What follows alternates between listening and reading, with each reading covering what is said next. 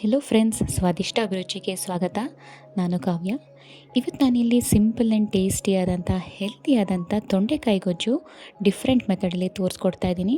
ಒಂದು ಸಿಂಪಲ್ ಆದಂಥ ಒಂದು ಇಂಗ್ರೀಡಿಯೆಂಟ್ ಹಾಕಿ ಒಂದು ಡಿಫ್ರೆಂಟ್ ಟೇಸ್ಟ್ ಬರೋ ಅಂಥ ಗೊಜ್ಜು ಇದು. ತೊಂಡೆಕಾಯಿ ಯಾರು ತಿನ್ನಲ್ವೋ ಅವರು ಸಹ ಇಷ್ಟಪಟ್ಟು ಇದನ್ನು ತಿಂತಾರೆ. ಸೊ ಈ ರೆಸಿಪಿ ನೋಡೋಕ್ಕೆ ಮುಂಚೆ ಚಾನಲ್ಗೆ ಯಾರಿನ ಸಬ್ಸ್ಕ್ರೈಬ್ ಆಗಿಲ್ಲ ಅಂದರೆ ಖಂಡಿತ ಸಬ್ಸ್ಕ್ರೈಬ್ ಆಗಿ. ಮೊದಲಿಗೆ ಪ್ಯಾನ್ಗೆ ನಾನಿಲ್ಲಿ ಸುಮಾರು 4-5 ಟೇಬಲ್ ಸ್ಪೂನಷ್ಟು ಎಣ್ಣೆಯನ್ನು ಸೇರಿಸ್ಕೊಳ್ತಾ ಇದ್ದೀನಿ. ಎಣ್ಣೆ ಕಾದಿದ್ದಾದಮೇಲೆ 1/2 ಟೀ ಸ್ಪೂನ್ ಸಾಸಿವೆ, 1/2 ಟೀ ಸ್ಪೂನ್ ಜೀರಿಗೆ ಸೇರಿಸಿದ್ದೀನಿ. ಅದಾದ ನಂತರ ಸುಮಾರು 6-7 ಜಜ್ಜಿಟ್ಕೊಂಡಿರುವಂಥ ಬೆಳ್ಳುಳ್ಳಿನ ಸೇರಿಸ್ತಾ ಇದ್ದೀನಿ. ಬೆಳ್ಳುಳ್ಳಿ ಎಲ್ಲ ಸ್ವಲ್ಪ ಗೋಲ್ಡನ್ ಬ್ರೌನ್ ಬರಬೇಕು, ಅಲ್ಲಿವರೆಗೂ ಫ್ರೈ ಮಾಡಿ. ಅದಾದ ನಂತರ ನಾನಿಲ್ಲಿ ಕರಿಬೇವಿನ ಸೊಪ್ಪನ್ನು ಸಹ ಸೇರಿಸ್ತಾ ಇದ್ದೀನಿ. ಇದನ್ನೆಲ್ಲ 1 ನಿಮಿಷಗಳ ಕಾಲ ಹಾಗೆ ಫ್ರೈ ಮಾಡಿಕೊಳ್ಬೇಕು, ಮೀಡಿಯಮ್ ಫ್ಲೇಮಲ್ಲೇ ಇಟ್ಕೊಂಡು. ಇದಾದ ನಂತರ ನಾನಿಲ್ಲಿ ಸುಮಾರು 7-8 ಹಸಿಮೆಣಸಿನ್ಕಾಯಿನ ಸ್ಲಿಟ್ ಮಾಡಿ ಇಟ್ಕೊಂಡಿದ್ದೀನಿ. ಅದನ್ನು ಸಹ ಸೇರಿಸ್ಕೊಳ್ತಾ ಇದ್ದೀನಿ. ಇದಕ್ಕೆ ಖಾರದ ಪುಡಿ ಅವಶ್ಯಕತೆ ಇಲ್ಲ, ಹಾಗೆ ಒಣಮೆಣಸಿನ್ಕಾಯು ಸಹ ಹಾಕೋ ಹಾಗಿಲ್ಲ. ಅದ್ರ ಬದಲಾಗಿ ನಾನಿಲ್ಲಿ ಹಸಿಮೆಣಸಿನ್ಕಾಯಿನ ಸೇರಿಸ್ತಾ ಇದ್ದೀನಿ. ಇದು ಹಾಕಿದ ಮೇಲೂ ಸಹ ಹಾಗೆ ಫ್ರೈ ಮಾಡ್ಕೊಳ್ಳಿ. ಹಸಿಮೆಣಸಿನ್ಕಾಯಿ ಎಲ್ಲ ಎಣ್ಣೆಯಲ್ಲೇ ಫ್ರೈ ಆಗಬೇಕು, ಆವಾಗಲೇ ರುಚಿ ಚೆನ್ನಾಗಿರುತ್ತೆ.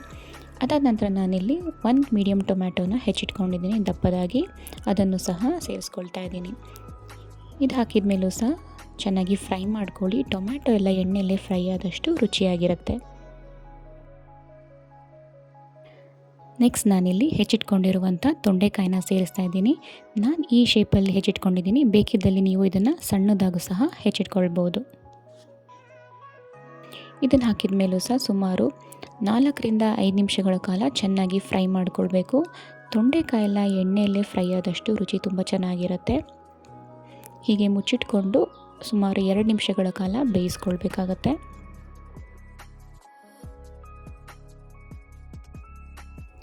ಅದಾದ ನಂತರ ನಾನಿಲ್ಲಿ ಸುಮಾರು 1/2 ಟೀ ಸ್ಪೂನಷ್ಟು ಅರಿಶಿನದ ಪುಡಿನೂ ಸಹ ಸೇರಿಸ್ಕೊಳ್ತಾ ಇದ್ದೀನಿ.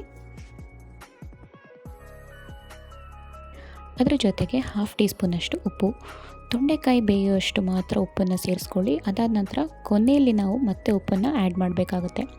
ನೋಡಿ, ಹೀಗೆ ಮುಚ್ಚಿಟ್ಕೊಂಡು ನಾವು ಇದನ್ನು ಬೇಯಿಸ್ಕೊಳ್ಬೇಕಾಗತ್ತೆ. ಇಲ್ಲಿ ನಾನು ಒಂದು ಪುಡಿಯನ್ನು ತೋರಿಸ್ತಾ ಇದ್ದೀನಿ. ಇದು ಮಿಕ್ಸ್ ಪುಡಿ ಅಂತ. ನಾವು ಖಾರದ ಪುಡಿ ಮಾಡ್ಕೊಳ್ಳುವಾಗ ಈ ಪುಡಿಯನ್ನು ಮಾಡ್ಕೊಂಡಿರ್ತೀವಿ. ಇದು ಎಲ್ಲ ಕಾಳುಗಳು ಸೇರಿಸಿ ಮಾಡಿಟ್ಕೊಂಡಿರುವಂಥ ಪುಡಿ, ಧನಿಯಾ ಪುಡಿ ಅಂತಲೂ ಸಹ ಹೇಳ್ಬೋದು. ಇದರಲ್ಲಿ ಖಾರ ಇರಲ್ಲ, ಬರೀ ಕಾಳುಗಳು ಮಾತ್ರ ಪುಡಿ ಇರುತ್ತೆ. ತುಂಬಾ ರುಚಿ ಇರುತ್ತೆ. ಈ ಪುಡಿ ಹೇಗೆ ಮಾಡ್ಕೊಳ್ಳೋದು ಅಂತ ಅದರ ರೆಸಿಪಿ ಕೂಡ ನಮ್ಮ ಚಾನಲಲ್ಲಿ ಇದೆ. ಇದರ ರೆಸಿಪಿ ಲಿಂಕ್ನ ನಾನು ಡಿಸ್ಕ್ರಿಪ್ಷನ್ ಹಾಕಿರ್ತೀನಿ, ನೀವು ಚೆಕ್ ಮಾಡಿ.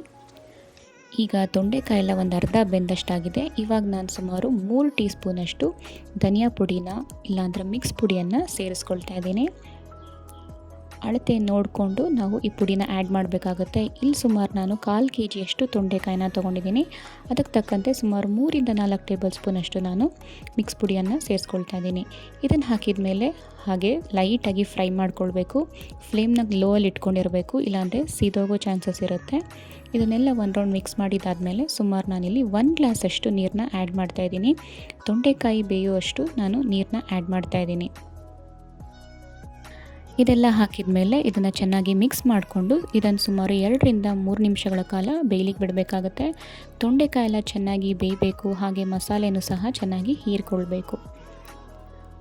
ಈಗ ನೋಡಿ, 2 ನಿಮಿಷ ಆದಮೇಲೆ ಇವಾಗ ನಾನು ಉಪ್ಪನ್ನ ಸೇರಿಸ್ಕೊಳ್ತಾ ಇದ್ದೀನಿ. ಮೊದಲಿಗೂ ಸಹ ನಾವು ಉಪ್ಪನ್ನ ಆ್ಯಡ್ ಮಾಡಿದ್ದೀವಿ.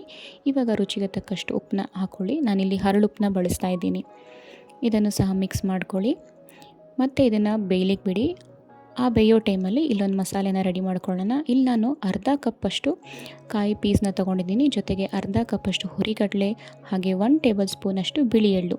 ಇದಷ್ಟನ್ನು ಸಹ ನೀರು ಹಾಕ್ಕೊಂಡು ಫೈನ್ ಪೇಸ್ಟ್ ಮಾಡ್ಕೊಂಡು ಬರಬೇಕು. ನೋಡಿ, ಈ ರೀತಿಯಾಗಿ ತೋರಿಸ್ತಿದ್ದೀನಲ್ಲ, ಈ ಹದದಲ್ಲಿ ಇರಬೇಕು. ನೋಡಿ, ಈಗ ತೊಂಡೆಕಾಯಿ ಎಲ್ಲ ಬೇಯ್ತಾ ಇದೆ ಚೆನ್ನಾಗಿ. ಇವಾಗ ನಾನು ತೋರಿಸ್ತಾ ಇದ್ದೀನಿ ನೋಡಿ, ಚಾಕುವಲ್ಲಿ ಕಟ್ ಮಾಡಿ ಎಷ್ಟು ಪರ್ಫೆಕ್ಟಾಗಿ ತೊಂಡೆಕಾಯಿ ಎಲ್ಲ ಬೆಂದಿದೆ ಅಂತ. ಈ ಹಂತದವರೆಗೂ ನಾವು ಇದನ್ನು ಬೇಯಿಸ್ಕೊಳ್ಬೇಕಾಗತ್ತೆ, ಇಲ್ಲಾಂದರೆ ಹಸಿ ಆಗಿಬಿಡುತ್ತೆ ಮತ್ತು ಟೇಸ್ಟು ಸಹ ಚೆನ್ನಾಗಿ ಬರೋದಿಲ್ಲ.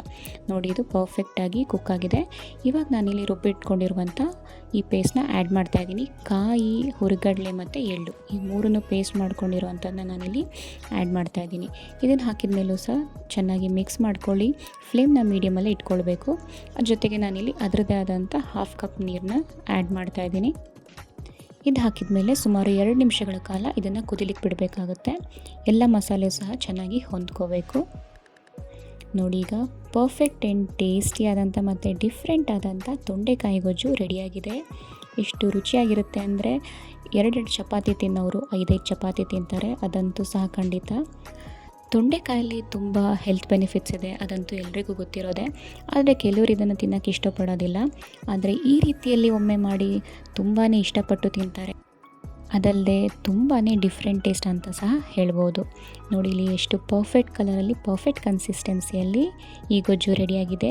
ಇದನ್ನು ನೀವು ಬದನೆಕಾಯಲ್ಲೂ ಸಹ ಮಾಡ್ಕೊಳ್ಬೋದು, ತುಂಬಾ ರುಚಿಯಾಗಿರುತ್ತೆ. ಇಲ್ಲಿ ನಾನು ಗಾರ್ನಿಷ್ಗೆ ಸ್ವಲ್ಪ ಕೊತ್ತಂಬರಿ ಸೊಪ್ಪನ್ನ ಉದುರಿಸ್ತಾ ಇದ್ದೀನಿ. ಈ ಗೊಜ್ಜು ಮಾಡುವಾಗ ಬೇಕಿದ್ದರೆ ನೀವು ಎಣ್ಣೆನ ಸ್ವಲ್ಪ ಜಾಸ್ತಿನೂ ಸಹ ಹಾಕ್ಕೊಳ್ಬೋದು, ಅದು ಇನ್ನೂ ರುಚಿ ತುಂಬ ಚೆನ್ನಾಗಿರುತ್ತೆ. ಆದರೆ ನಾನಿಲ್ಲಿ ಸ್ವಲ್ಪ ಎಣ್ಣೆ ಸೇರಿಸಿ ಮಾಡಿದ್ದೀನಿ. ಇವತ್ತು ನಾನಿಲ್ಲಿ ಇದನ್ನು ರಾಗಿ ರೊಟ್ಟಿ ಜೊತೆ ಸರ್ವ್ ಮಾಡ್ತಾಯಿದ್ದೀನಿ. ರಾಗಿ ರೊಟ್ಟಿ ಜೊತೆ ಅಕ್ಕಿ ರೊಟ್ಟಿ, ಚಪಾತಿ, ದೋಸೆ ಜೊತೆ ಅಂತೂ ಇದು ಸೂಪರ್ ಕಾಂಬಿನೇಷನ್. ಅದಲ್ಲದೆ ರೈಸ್ ಜೊತೆಗೂ ಸಹ ತಿನ್ಬೋದು, ತುಂಬಾ ರುಚಿಯಾಗಿರುತ್ತೆ. ರಾಗಿ ರೊಟ್ಟಿ ಜೊತೆ ಸ್ವಲ್ಪ ಬೆಣ್ಣೆ ಹಾಕ್ಕೊಂಡು ಬಿಸಿ ಬಿಸಿಯಾದಂಥ ಈ ತೊಂಡೆಕಾಯಿ ಗೊಜ್ಜು ಟೇಸ್ಟ್ ಮಾಡ್ತಾಯಿದ್ರಂತೂ ಸೂಪರಾಗಿರುತ್ತೆ. 1 ರೊಟ್ಟಿ ಅಲ್ಲ, 2 ಅಲ್ಲ, 4 ರೊಟ್ಟಿ ತಿನ್ಬೋದು, ಅಷ್ಟು ರುಚಿಯಾಗಿರುತ್ತೆ. ಸೊ ಈ ಡಿಫ್ರೆಂಟ್ ಆದಂಥ ರೆಸಿಪಿ ನೀವು ಒಮ್ಮೆ ಮನೆಯಲ್ಲಿ ಟ್ರೈ ಮಾಡಿದ ಮೇಲೆ ಹೇಗೆ ಬಂತು ಅಂತ ತಿಳಿಸಿ. ಹಾಗೆ ನಿಮ್ಮ ಫ್ರೆಂಡ್ಸ್ ಆ್ಯಂಡ್ ಫ್ಯಾಮಿಲಿ ಜೊತೆಗೂ ಸಹ ಶೇರ್ ಮಾಡಿ. ಈ ತರಹದ ಡಿಫ್ರೆಂಟ್ ಆದ ರೆಸಿಪಿನ ನೋಡಬೇಕು ಅಂದರೆ ಸ್ವಾದಿಷ್ಟ ಅಭಿರುಚಿನ ಮರೆಯದೆ ಸಬ್ಸ್ಕ್ರೈಬ್ ಆಗಿ. ಮುಂದಿನ ಒಂದು ಡಿಫ್ರೆಂಟ್ ಆದ ರೆಸಿಪಿಯೊಂದಿಗೆ ಮತ್ತೆ ಸಿಗ್ತೀನಿ. ಅಲ್ಲಿವರೆಗೂ ಧನ್ಯವಾದಗಳು. Thanks for watching.